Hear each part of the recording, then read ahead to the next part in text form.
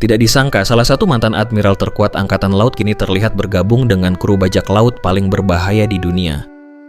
Figur tersebut adalah Kuzan, yang lebih dikenal dengan nama Aokiji. Namun, pertanyaannya adalah, apakah Aokiji benar-benar berkhianat? Atau justru ada agenda tersembunyi di balik semua tindakannya? Kuzan adalah mantan admiral Angkatan Laut yang dikenal dengan filosofi keadilan yang lebih manusiawi, yaitu lazy justice, keadilan yang mempertimbangkan kondisi dan kemanusiaan dalam pengambilan keputusan. Setelah insiden besar di Marineford, Fleet Admiral Sengoku mengundurkan diri dan merekomendasikan Aokiji sebagai penggantinya. Namun, pemerintah dunia lebih memilih Sakazuki Akainu, pemilik filosofi absolute justice yang jauh lebih keras dan tanpa kompromi. Aokiji tidak setuju dengan arah kepemimpinan yang diwakili Akainu. Perbedaan ideologi ini memicu pertarungan terbuka antara keduanya selama 10 hari di Pulau Panghazard.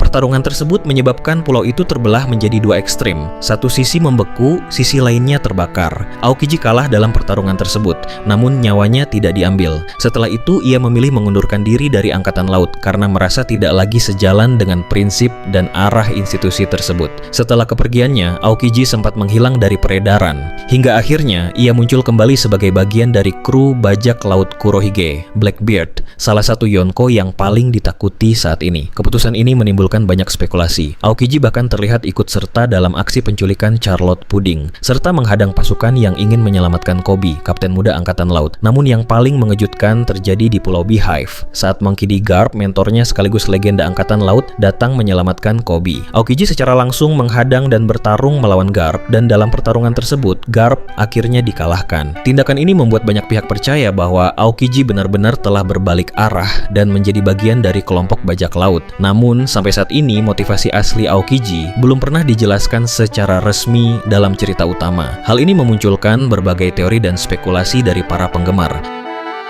Teori-teori yang berkembang tentang Aokiji. Teori pertama, Aokiji adalah anggota SWORD. SWORD merupakan unit rahasia dalam Angkatan Laut yang bertugas menjalankan misi tidak resmi dan seringkali beroperasi di luar sistem formal. Beberapa anggotanya diketahui berpura-pura keluar dari Angkatan Laut demi menyusup ke dalam kelompok kriminal. Dalam salah satu panel manga, Akainu sendiri menyampaikan bahwa ia meragukan Aokiji benar-benar berpihak pada Blackbeard. Banyak penggemar meyakini bahwa Aokiji adalah agen tertinggi SWORD yang menyusup ke kelompok Blackbeard untuk mengumpulkan informasi atau mencari celah untuk menjatuhkan Yonko tersebut dari dalam. Teori kedua, Aokiji adalah mata-mata pemerintah dunia. Teori ini menyatakan bahwa Aokiji kini bekerja langsung di bawah pemerintah dunia, mungkin melalui CP0 atau badan intelijen rahasia lainnya. Namun teori ini cukup lemah, mengingat Aokiji sejak lama menentang tindakan ekstrem pemerintah dunia, seperti pembantaian di Ohara. Karena itu banyak yang meragukan kemungkinan ia bersedia tunduk di bawah institusi yang pernah ia lawan secara moral. Teori ketiga, Aokiji adalah agen independen.